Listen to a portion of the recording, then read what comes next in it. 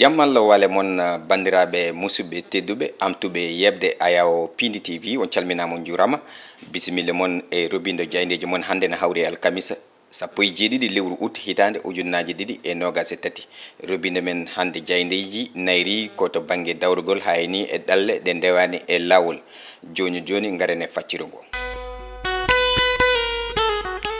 puɗɗore ɗen jaynde sud quotidien noon no mbirumi nane gardide e ɗen ɗalle ɗe ndewani lawol kamɓe de ɓe garti hen noon hayni oɗon professeur mo ganduɗa kay woni ko université Cheikh Anta Diop mo Dakar hono professeur Ali Tandian ko enseignant en même temps chercheur tonto mbiɗen université Gaston Berger mo Dakar no mbiruɗen toon to Saint-Louis kadi o rutti o woni horejo toon to l'observatoire sénégalais des immigrations ko kanko kay suuti konngudi e andinde wonde oɗo alhaali walla on feluwo mo ganduɗa kay ko ɗanle ɗe ndewani e lawol jabtowol mum kay woppittake tan e gandanɗa hoorema laamu ngu ha tente ministre de l'intérieur ha eni e ministère des affaires étrangères woni joguiɗo gueɗe caggal leydi sénégal e sénégal naaɓe wurɓe caggal leydi wonde ni kay ko ɗum haɗani ɗon tan gam wawde haɓede hono ko faye ɗiɗon ɗen ɗalle ɗe ndewani e lawol wona ɓen tan goppite implication yimɓe foof ene foti wonde hen jokken e jaynde le témoin ko hono majjum ni ɓe garti kono noon koto banggue kay filñitere e mette ɗe ganduɗa kay ɓen ɓe ganduɗa ko Fass Boy ngoɗon wuuro kay eɗen gandi ɗe balɗe foof to banggue ɓen ɗalle ɗe ndewan lawol ha e ɗe laaɗe ɗe ganduɗa kay ko majjunoje ko tigui rigui ko kamɓe tigui gummi hollirde mette mabɓe ɗum ko caggal kay nde oɗon drame mo ganduɗa kay baɗɗo kina wona hakke e capanɗe nayo mayɓe ɓe kolliti mette mabɓe no fewi ɓen sukaɓe gummima gam seppude ko adi foof ɓe kolliri ɗeɗon mette ko duppude ɗum ko ganduɗa kay ɗum ko hanki wonno e oɗon service régional mo pêche taweteɗo toon kadi hande ɓe goppani ngallon duɗal jangguirde kono CM goto e jeere ha eni e gueɗe goɗɗe ɗe ganduɗa kay ko gueɗe yeeyoɓe ɓe foof ɓe duppi ɓe ha boni ko hollirde tigui mette mabɓe e andinde wonde e wiide wonde laamu ngu ene manki darade e alhaali tigui ɗe on tana mo ganduɗa kay waɗi ha saabi hewɓe mbasi hen pittali munen jokken e jaynde direct news noon kamɓe ɓe mbayli sawru mbaggu ɓe garti koto banggue dawrugol e on carte blanche moɓe tottuno hoorejo leydi président Macky Sall kamɓe coalition Benno Bokk Yakar ngam wawde suɓanadeɓe ɗum ko ganduɗa kay woni candidat mabɓe walla mbir mabɓe poɗɗo tigui daranadeɓe e ɗiɗon sumgoji garoyoji février 2024 ɓe mbaɗi ko namdal jayndiyankoɓe ɓe mbi ko oɗon carte blanche beele waɗaka retiré e Macky Sall walla o hefta e Macky Sall saabu addani ɓe wiide noon ko dalillaji kewɗi ɗi ganduɗa kay ene tawe hen e ɓen ɓe ganduɗa ko yiɗɓe wonde candidat ji ɗi goto foof e to banggue comportement mum ɓe mbi noon omo ganduɗa kay woni Abdoulaye Daouda Diallo kañum kam e o saaha neni kay jokki tigui rigui e oɗon alhaali e gam ni ɓeydade ɗum ko ganduɗa kay woni ɓen walloɓemo to banggue makko ene responsable uji APR ene gummo bang yo bang gam ni wawde wiide yo waɗ candidature makko Aly Ngouille Ndiaye kañum e konngol mum ngol haalno ha joni ne heddi hen o wi ko wonde o parani gam accidde oɗon candidature Mansour Faye hayso tawi o hoorejo leydi ndi haalino he haala candidature makko kankone ene wayno o mona golle ɗe less no hanniri ni ɗum ɗo foof so rendi e waɗi namdal beele ɓe keftani oɗon carte blanche mo ganduɗa kay ɓe kokkino hoorejo leydi ndi goɗɗum ko tawete nder jayde nde koto banggue diƴƴe e toon to Touba eɗen gandi ɓe goni koye heblanade ɗum ko ganduɗa woni grand maggal de Touba ɓe mbi ko leeɗe kewɗe ɗe ganduɗa kay toon to Touba e o saaha koko kewi ndiyam dakka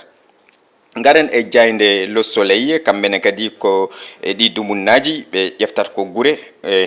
ngollo noon walla mbiyen e o saaha ɓe jeehi ko nder toon to falde Linguére e ngon wuuro witego Dokhoba ko gon tigui ɓe garti to banggue tariha mum e kala ko wawi wonde e wuuro he ko hen tigui ɓe mbaɗi intéressé kamɓe jaynde Le Soleil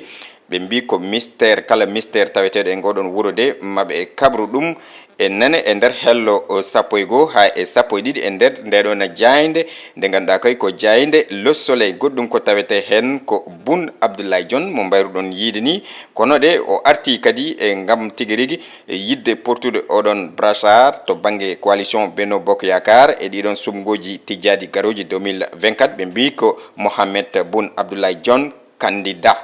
ɗum noon ene tawe e nder hello o ɗiɗi e nder ndeɗon jayde nde ganduɗa kay ko jayde le soleil. jokken e jayde libération, kamɓe ɓe garti koye alhaali de Mama Koundoul mo ganduɗa kay biyanoɗo koko waɗa kidnappé koko ƴefta kadi gondunoɗo e cowinoɗo kene wona hakke lebbi 9. ɓe mbi kanko de Mama Koundoul ko haaldi e ɓen ɓe ganduɗa kay ko waɗoɓe enquête ɓe woni loskoɓe ɓe. ɗum ɗeɗon gueɗe foof ene tawe e nder ndeɗon jayde libération. jokken e jayde nde ganduɗa kay ko l'observateur woni jayde nde groupe Futur Média, kamɓene kay ɓe garti koye kaɗon haala toon to Guédiawaye. Mama Koundoul ɓe gartini koye alhaali oɗon grossesse walla mbiyen nduɗon reedu kalanoɗo e makko ndu. ɓe mbi ɗum wayno koko montani est ce que ko gueɗe ɗe ganduɗa godani ko scénario kañum e kidnappino foof. ɗum ko caggal nde waɗi consultation toon to gynécologue e wondude kadi e hettedemo toon to police. ɓe tawi de e hayni wiyaɓe e pawama juuɗe ɓe. ɗum foof wona hunde wonde ene tawe e nder jayde e groupe Futur Média nde ganduɗa kay ko jayde l'observateur. garen e jayde Vox Populi, kamɓene ɓe garti koye to dawrugol koye oɗon alhaali candidature walla mbiyen sumgo poɗɗo wonde candidat e coalition Benno Bokk Yakar. ɓe mbi caggal kay e nder kulisaji ɗiɗon ko wayno kay ɗum ko ganduɗa hankkadi eɗen mbawi wiide ñalawma mawɗo o de e woni koye arde walla koko ari ha paari. ɓe mbi omo ganduɗa woni Boun Abdallah Dionne. ɓe mbi kankone o wi omo watta coalition à l'aise maw yennu haqqillaji mum. ɓe mbi ko o wi wonde ɗum ko kanko konguɗo makko Macky Sall. kono kadi ɗum ko ganduɗa ɓe mbi ko kanko Boun Abdallah Dionne jaafoɗon ko kanko kay woni le brassard de l'équipe mo Benno Bokk Yakar. eɗen mbawi wiide so tawi koye nder kippu football wonata mbi ko kanko e o saaha woni capitaine o. ɗum ɗon jaydiyankoɓe ɓe e gaari hen, kono kadi ɓe goppani caggal hono Abdoulaye Daouda Diallo mo ganduɗa e o saaha koko waɗi lancé ɗum ko ganduɗa wiyete ADD 2024 e wondude kadi e balle kewɗe ɗe ganduɗa nana kollite no fewi e nder karalle kese ɗe. ene teska kay ɗum no haniri ni ene waɗa inonde e nder ɗeɗon karalle kese gam hollirde soutien mabɓe e caggal Abdoulaye Daouda Diallo woni ADD 2024. goɗɗum kadi omo ganduɗa ko Amadou Ba on kañumne ɓe mbaɗi lancé oɗon programme mo ganduɗa ko nena waw. ɓe ƴefta neɗɗo ɓe mbiya on jaɓini Amadou Ba koye konngol gandanɗa hoorema kay wolof ɓe mbiya wonde oɗon campagne moɓe puɗɗi wadde lancé wonde nena waw. ɗum ɗon foof ene tawe hen. ɗum foof ko sababu nde yidde kay wonde candidat en oɗon coalition Benno Bokk Yakar. goɗɗum ko tawete e nder ndeɗon jayde ko alhaali oɗon train ɓe mbi ko le grand train oɗon mo Sénégal ma waw fuɗɗade golle mum ñande 2 lewru septembre arondo ndu so hawre e welede Allah. goɗɗum tigui ko tawete hen ko o mo ganduɗa kay ko joom suudu hono DJ Badji mo ganduɗa kay ko majjunoɗo walla mbiyen ko kawrunoɗo e ladial oɗon homme de tenue mo ganduɗa kay ɓe mbi ko on joom suudu makko de toon to France koko fuɗɗi guila hanki. ɗum ko ganduɗa woni e gueddere ñamde walla mbiyen grève de la faim. ɗum noon kay ko yeeso consulat mo ganduɗa kay Sénégal taweteɗo toon to Paris. gaɗen e jayde l'exclusif en kalin ɗum nane to banggue dawrugol. kamɓe kay ɓe garti koye gorko mo Bokke Jalluɓe o. ɓe mbi ko alhaali soit candidat mo Benno Bokk Yakar 2024. ɓe mbi ko sukaɓe ɓe ganduɗa kay ko jeeyaɓe landa APR toon to Guédiawaye. kamɓe kam ɓe cuuɓi ko ADD Abdoulaye Daouda Diallo. jokken e jayde libération ɓe mbi ko on mo ganduɗa kadi ko Mohamed Boun Abdallah Dionne. kanko de o waɗi promettre ɗum ko ganduɗa woni polgu e 2024 kono kay koye condition ngaji ɗi ganduɗa so tawi coalition hokkimo hoolare ɗum ko ganduɗa kay maɓe keeb victoire mo ganduɗa kay taw ko victoire labde ceer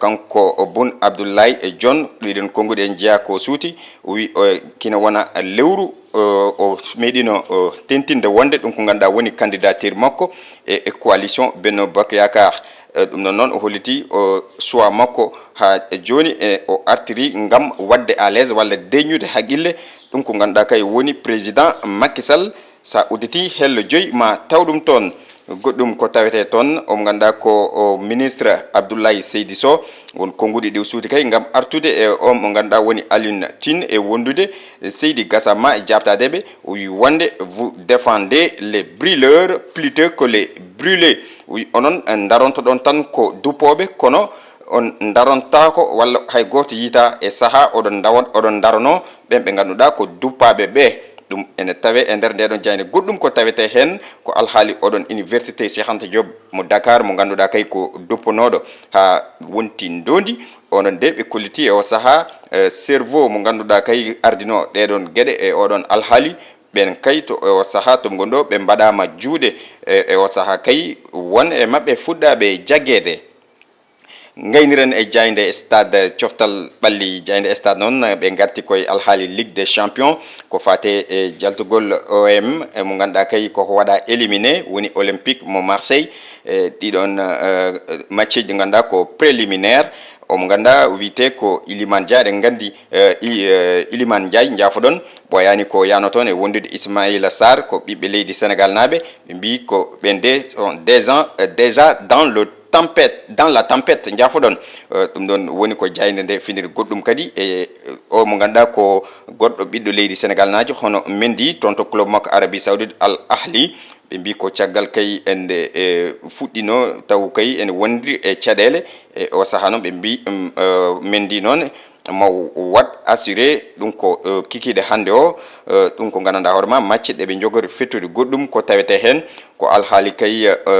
oɗon super coupe mo ganduɗa kay ko toon to Angleterre ɓen ɓe ganduɗa ko City ɓe mbide ɓe mbaɗi décroché oɗon trophée mo ganduɗa ko trophée historique ko moɓe meeɗani nawde ɓe keeɓi nawde ɗum hanki on fartangue ɓe keeɓi ɗum koye dow ɓen ɓe ganduɗa ko Manchester mbi ko vainqueur de la super coupe d'Europe ɓeɗon goni e City goɗɗum ko tawete hen alhaali kay omo ganduɗa ko Neymar ɓiɗɗo Brésil najo e signature makko o toon to Al Hilal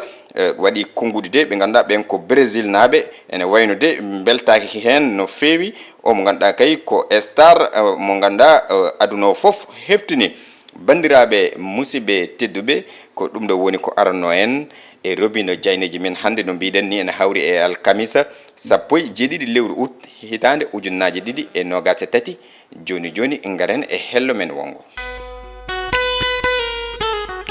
ko noon tigui bandiraɓe musidɓe tedduɓe aadi bil aadi salade aadi ɓuuri firtude aadi eɗen keewi chaque fois arde kadi e toɓɓere wonde nde ganduɗa mbawen yewtide hen no kewmi wiide ni toɓɓere nde ko onon ni jeyde onon bandiraɓe wattuɓe haqqille mum e revue de presse moon hande noon en gartan ha joni ko ganduɗa ene yarde ata e nder wuuro ngo e nder leydi ndi ɗum wawata hedde hen caggal eɗen gandi journaux ji ɗi garti hen no fewi ha tenti e on mo ganduɗa e ndeɗon jayde nde ganduɗa ko Sud Quotidien arti hen alhaali ɗeɗon ɗanle ɗe ndewani e lawol ɓe haɗum jokki ha joni mette ɗe ene jokki famille ji ɗi ha joni ene jokki ha waɗi ndeɗon filñitere toon to Fass Boy en jii hanki sukaɓe jalti kolliti mette munen mbi ko laamu ngu no manki darade hen caggal ka ɗon landa ka ganduɗa kay ko majuno kino tolni hakke lewru wonko fuɗɗa yitede hen e balle ɓennude he waɗi hen mayɓe eko way noon sukaɓe noon jalti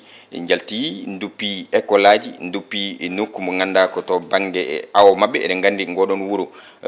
95% activité ji munen fof koto awo eɗen mbawi wiide noon donc ɗum ɗon beele ko solution duppude ko ganduɗa kay ko gueɗe ma ko an jeeyi ɗum ɗon beele ko solution ɗon kadi ko namdal goɗɗum kadi professeur oɗon gonɗo toon to université Gaston Berger hono professeur Ali Tandian en même temps ko enseignant chercheur no mbiruɗen ni kadi ko kanko woni président de l'observation sénégalaise des migrations e holliti noon wonde alhaali o woppitta he tan e jagorɗo mo ganduɗa kay ko kalfinar gueɗe ndenka e kisal leydi ndi woni ministre de l' intérieur hayni e jagorɗo mo ganduɗa kay ko kañum woni kalfinar gueɗe caggal leydi mo Sénégal e Sénégal naaɓe wurɓe caggal leydi woni ministre des affaires étrangères et des Sénégalais de l' extérieur o wi alhaali o noon ko bandiraɓe fof yimɓe fof daroto jagga hen beele ene mbawa trouvude solution mbawa yitude safara oɗo ñaw walla o rafi mo ganduɗa kay leydi Sénégal nene wuuri ɗum ha tenti e sukaɓe ɓe e o saka hayso tawi eɗen nana mayɗeli ene keewi yimɓe ene gandanɗa hoorema ne keddo e gueji he kono ɗum haɗani sukaɓe ɓe jokkude yaade ha o saaha donc ko hunde ganduɗa solution yimɓe foof poti tottodirde junggo beele eɗen mbawa yitude safara o bandiraɓe musidɓe tedduɓe ko ɗo tan kaddanmi moon ha saaha goɗɗo so hawre welede Allah to caméra to ko musidɗo men Djiby Dieng to montage ko Ali Fall ga e micro ko musidɗo moon Adama Diop Allah jarama on jarama.